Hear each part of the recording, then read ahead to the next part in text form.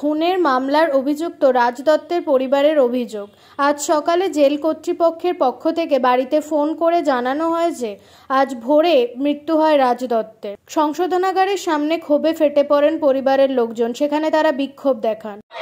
ভালো করে হাসুন না, দাঁতকে লিয়ে হাসুন।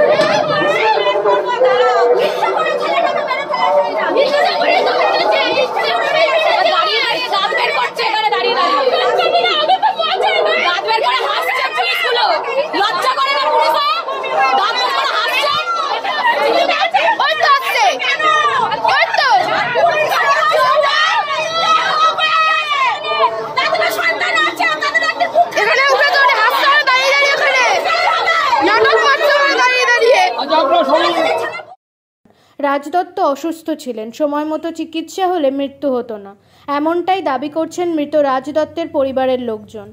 গত 28শে এপ্রিল বাগুইহাটি অর্জুনপুরে একটি খুনের ঘটনায় মিথ্যে মামলায় ফাঁসানো হয় রাজ দত্ত সহ আরও 19 জনকে।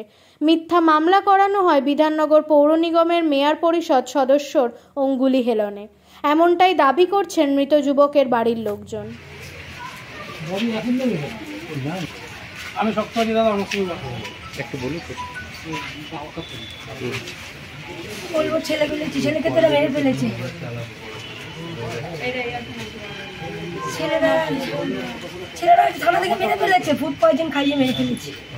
ছেলে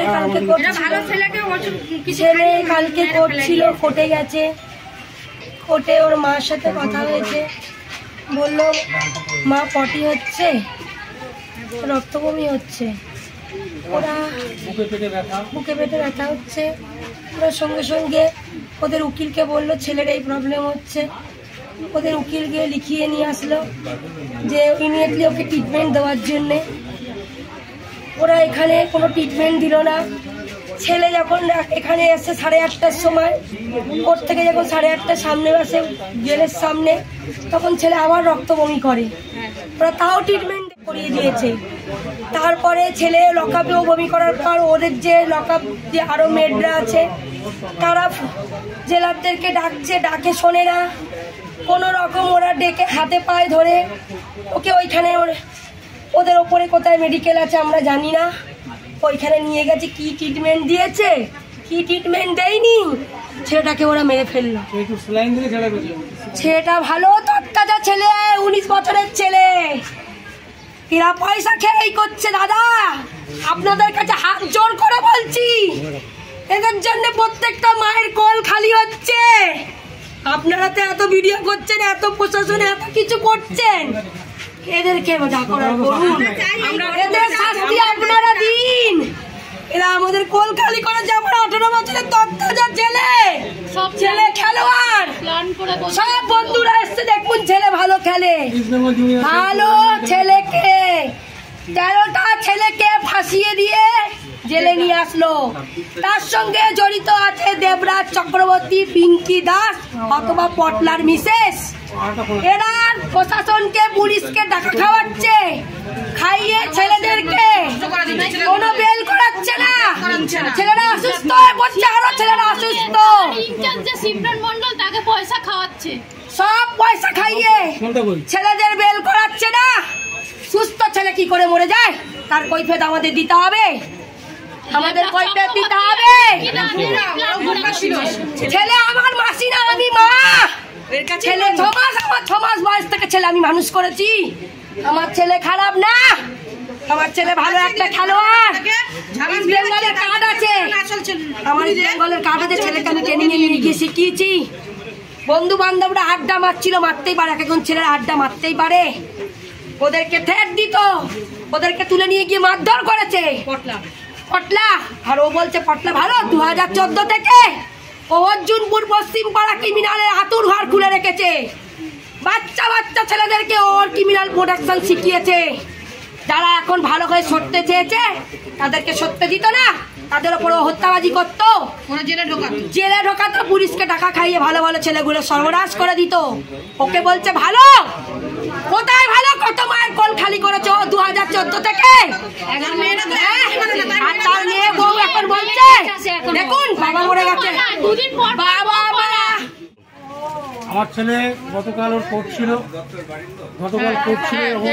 কোর্টে যখন নিয়ে যাওয়া হয় সকাল দিকে ওর রক্ত বমি হচ্ছিল এবং কোর্টে নিয়ে যাওয়ার পর থেকে এবং ওর পায়খানা হচ্ছিল। আমরা সবাই বলার পরেও ওকে কোনো রকম ট্রিটমেন্ট দেয়নি এবং জেলে কোর্ট লাগালে যত আসামি ছিল তারাও ওদের বলছিল যে ওকে ইমিডিয়েট ট্রিটমেন্ট করান।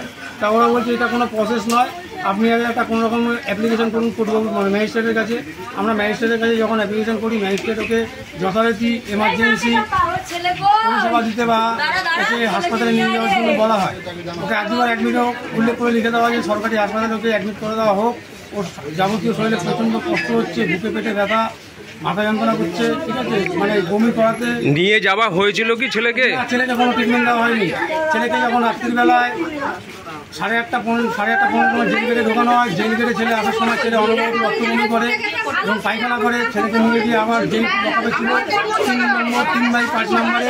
আপনার কি মনে হয় ট্রিটমেন্ট করলে আপনার হতো? ছেলেকে ট্রিটমেন্ট করলে সুস্থ হয়ে যেত। আমার আরেকটা স্বপ্ন, আমার ছেলে দশটায় ছেলে ফুটবল খেলোয়াড়, ওয়েস্ট বেঙ্গল জুনিয়র এবং ইন্ডিয়ান ক্লাবে খেলতো এবং জেলের ভিতরেও খেলাধুলা করতো, জেলের বাড়িতে খেলতো এবং অন্যান্য আসামির সঙ্গে খেলাধুলা করতো। ওকে কেউ কিছু পয়জন জাতীয় কিছু খেয়ে মেরে দিয়েছে কিনা এটা আমার সন্দেহ। তা আপনারা কখন জানলেন? আপনাদেরকে জেল থেকে জানো কিংবা থানা থেকে? আমার সকালবেলায় 9:30 বা 10টার কিছু আগে আমাকে ফোন করে জেলেরই আসামি মানে ওদেরই বন্ধুবান্ধব বা কেস পার্টনার জেলের ফোন থেকে আমায় ফোন করে বলে কাটছে, অন্যভাবে কান্নাকাটি করছে। একদম কী হয়েছে? বলছে কাকা কিছু বলতে পারছি না কাকা, তুমি তাড়াতাড়ি চলে আসো। আমি কী হয়েছে বল? তখন আমি রাগের চলে একটা বাজে কথা বলি যে খুলে বল কী হয়েছে। তখন ও বলে কাকা পিঠে আর নেই। না আপনাদের কি জেল থেকে কিংবা থানার থেকে জানানো হয়েছিল? আমাদের থানাতে কোনো কিছু জানানো হয়নি, যেহেতু আমার ছেলে ক্লাস 7 পর্যন্ত আমার কাছে ক্লাস 8 থানার থেকেও জানানো হয়নি, জেল থেকেও জানানো হয়নি? আমার শ্বশুর বাড়িতে যাওয়া হয়েছিল, আমার শাশুড়ি থেকে একটা সিগনেচার নিয়ে ওনারা চলে গেছে। আপনার নাম কি? আমার নাম বিপ্লব দত্ত। আপনি কে হন? আমি রাজ দত্ত, তার নাম পিকে বাবা।